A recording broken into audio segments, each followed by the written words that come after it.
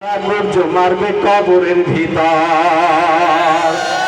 দয়াল বাবা ভণ্ড বাবা লাগে আমার ডর, ফেরেশতারা গুর্জ মারবে কবরের ভিতর।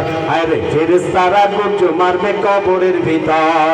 আরে দয়াল বাবা এমন গুণী, আরে মুইটা হালাল লয় না পানি। এই কথা কয় না, জিজ্ঞেস করি কিরে মুইটা পানি লই না?